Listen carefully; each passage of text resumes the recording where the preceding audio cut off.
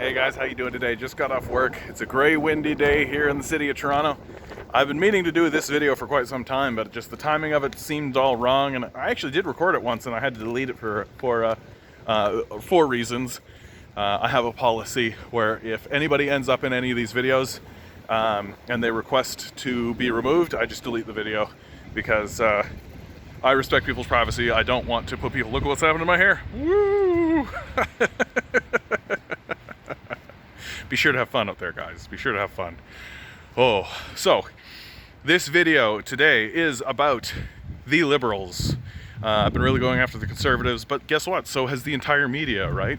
Basically, the media has been walking in lockstep with me on my points regarding the Conservatives, while simultaneously being dead silent about what the Liberals have been doing and the shenaniganry that they've been up to. This silence, you can call it a lie of omission, right? And the media does a good job of fronting that they're actually doing good work when they go after their opposition. But when it comes time to actually pay attention to what's going on with the actual sitting government, they're pretty quiet. So let's talk Liberals, right? I mean, Justin Trudeau is, in my opinion, a complete dud of a prime minister. He doesn't actually, he has no legacy, right? Even Stephen Harper had a legacy. Stephen Harper being, we didn't care for Stephen Harper. He was a one-term prime minister, really. And in my view, ends up being a much better prime minister than Justin Trudeau has been. We have the childcare benefit because of Stephen Harper. Stephen Harper was very prescient in what he saw happening in the United States. With the Trump administration and all of this, like Stephen Harper saw all this coming and did good work to make sure that our trade relations with the rest of the world were more secure and loosened trade relations with the United States and loosened our reliance on the United States because frankly, they were in a state where they're going to implode, and they still are imploding. So good for Stephen Harper. What's Justin Trudeau actually done? Legalized weed, right? The moment he had to actually do something really beneficial, like Stephen Harper's childcare benefit, right, which would have been the passing of the CERB, unfolding it into a basic income. No, instead of that, he's diffused all of that, right? He was like, oh, no, we passed the CERB, can't do that, that's a mistake. But you know what he can do, right? He could give $650 billion to corporations and wealthy people, right? This is the astounding thing about the Trudeau administration, is that anytime when I was talking about passing a basic income, when I was talking about fighting for a basic income, when I was talking about the basic income, people would be like, whoa, how are you going to pay for that? How are you going to pay for that? Right? And it's so absurd because we know how much the basic income is going to cost, because it's $44 billion. How do we know it's that number? Because Andrew Scheer said it, right? And that's not a number that comes out of the basic income people. That's not a number that comes out of progressives, left-wing people, $44 billion. That's a number that the Conservatives said, right? So we agree, $44 billion for a basic income. That's the cost of the program. Oh, of course, when Andrew Scheer said it, he said it with $44 billion, so much money, where are we going to get that money? Meanwhile, Justin Trudeau, in the midst of this pandemic, has handed $650 billion to corporations and rich business peoples, and you know what they're going to do with that money? They're going to jam it into offshore accounts. So the Trudeau administration, while simultaneously diffusing the possibility of a basic income and saying, well, I just don't see how there's a path for a basic income. I don't see how there's a path to a basic income. Sure, certainly sees a path for $650 billion going into the pockets of his corporate billionaires, right? And the argument for this, the argument for why this should be something that we should be doing, is the classic trickle-down thing, right? Oh, if you give that money to billionaires, they're going to turn around and they're going to invest it in the economy. Nobody believes this anymore, right? There is nobody. Recently, the Rand Institute released a report talking about this trickle-down economic thing. Like, the Rand Institute is an institute that is funded by billionaires, right? It's somewhat on the same level as like the Fraser Institute, a little bit more centrist than the Fraser Institute, but it's on that same kind of level. And these guys are saying outright, This trickle-down thing has failed. It has failed, and it's failed for a clear and obvious reason. If you give money to rich people, they put it into offshore accounts and forget about it. They're not interested in investing. They're not interested in growing any kind of economy or doing any kind of thing, right? And why would they, right? If the purpose of investing is to make money, why would anyone invest if they already had all the money? And eventually there just comes a threshold where you have so much money that you literally cannot spend it, right? There's this great Richard Pryor movie called Booster's Millions that deals with this, right? The idea is that Richard Pryor's character gets into a situation where if he can spend something like $3 million in a 30-day period, then he gets a fortune of like $300 million. So it's like it's a classic 80s sort of film, right? Like he gets put on this path where he has to do a game. And the guy tries to spend money, but he realizes that the more he spends, like the faster he spends, the more he makes, right? And this is an example of something that actually happened in the real world. That there was a millionaire who said, like, I am going to try to spend as much money as I possibly can. And he found that in a 30-day period, he had actually made money, right? So eventually there's just a point where you have so much money that you literally cannot spend it. Meanwhile, in your nation, people are starving, right?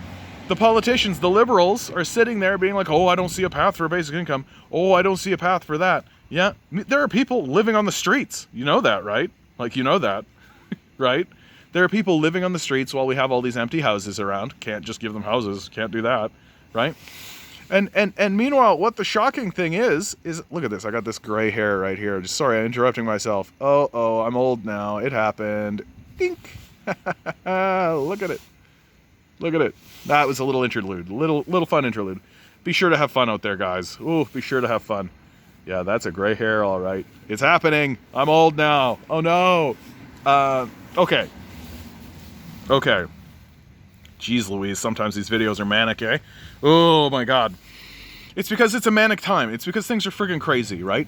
Because in the middle of this, while Justin Trudeau is shoving $650 billion towards his buddies so that they can put it into offshore accounts, and then scratch his head and wonder why income inequality is getting worse, so that they can do nothing with that money. And then he turns around and says to the poorest people in the nation, oh yeah, I can't find a way to actually help you. Yeah, I can't actually find a way to help you. Meanwhile, the Rand Institute is releasing articles saying that, hey, a basic income would actually grow the economy by quite a great deal for very clear reasons. If you give money to poor people, they put it into the economy. If you give money to rich people, what do they do with it? They shove it into offshore accounts, sit on it, forget about it, and then ask you for more, right? Oh, man. Like, and what's astounding about this is that right now Justin Trudeau is thinking about calling an election this spring, right? That's the rumor mill, is that Justin Trudeau's thinking about calling an election. And he's in the lead considerably, right? People are looking at a prime minister who literally shoveled $650 billion into the mouths of rich people, and they go, yeah, that's our leader. That guy's perfect. He's great. We love that, right? I mean, I guess if you are stuck in this dynamic where the only choice is between a total fascist party in the Conservatives and the Liberals, who essentially are conservatives, if you're stuck in that dynamic, then sure. But if you actually have a brain in your head and you actually see that, like, oh, hey, wait, there's a third party, and oh, wait, hey, there's even the Greens, and oh, wait, I could just not vote, right? There's an option.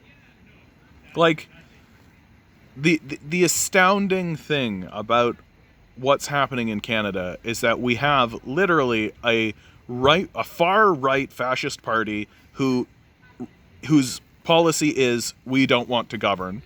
Then you have a right-wing party, which is the Liberal Party, who has essentially washed its hands of governance while simultaneously enriching the richest people in Canada, while shrugging and going, oh yeah, we can't do anything for the poor. There's no path for a basic income for them. And then we have a Liberal Party, in my view, which is the NDP, who's kind of going like, oh, I don't know, basic income, I go. Then you go over to the Green Party, which is like liberal plus environmentalism, right? And they're going, basic income, yes. Basic income, yes. And everybody goes like, "Pah, they're unelectable." So, like, at the end of the day, like, what? Eventually, there just comes a point where I have to start saying, man, Canadians are stupid. Like, Canadians seem very stupid and very gullible, right? That, like, literally, if you bring up an idea that costs any amount of money whatsoever, they're just like, how are you going to pay for that? How are you going to pay for that? But, and yet, giving $650 billion to corporations, completely affordable. Completely affordable, right? And I would also like to point out that $650 billion is just during the pandemic, right? That $650 is just during the pandemic. That's not even including things like the fact that corporations are like in 2014, the CBC released and the Financial Post released a report that said the corporations are sitting on $600 billion in the first place. So they're already sitting on $600 billion. And then the Liberals turn around and during this period of time give them another $600 billion.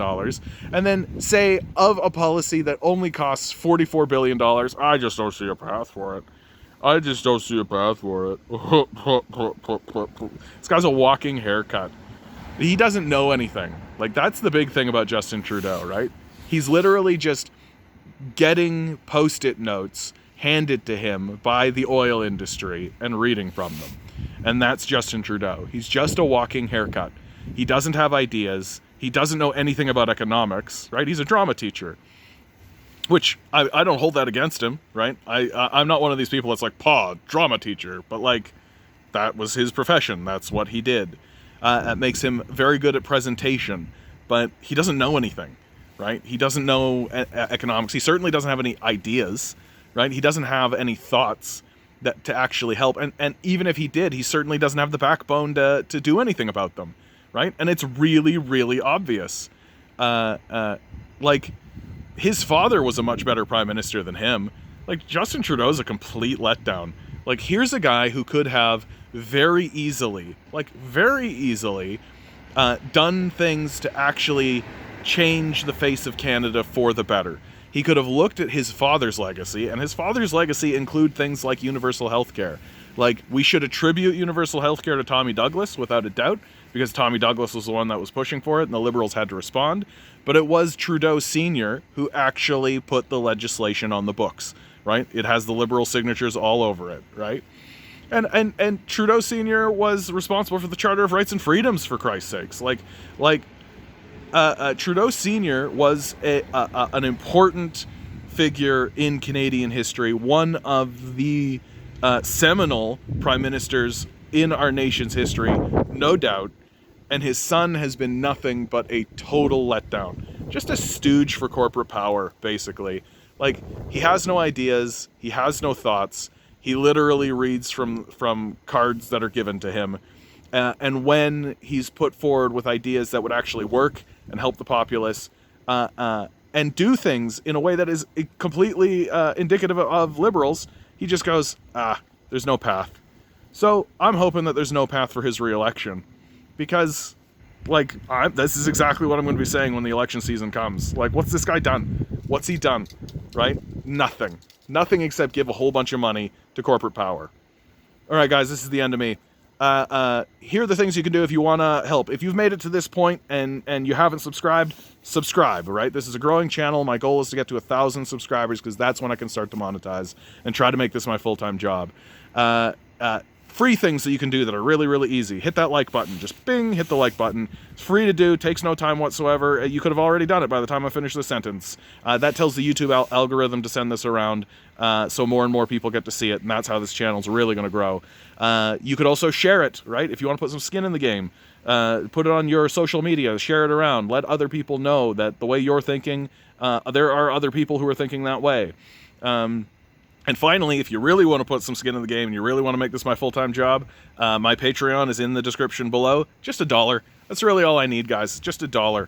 Like, I don't need anything more than that. Like, that's less than a cup of a Timmy's coffee, right? Just $1. And it goes a long way to helping me out. Anyway, guys, I love you all. You're all doing great out there, okay? No matter what anyone is saying, you're doing wonderfully. Keep doing what you're doing, okay? Good luck. We're going to need it.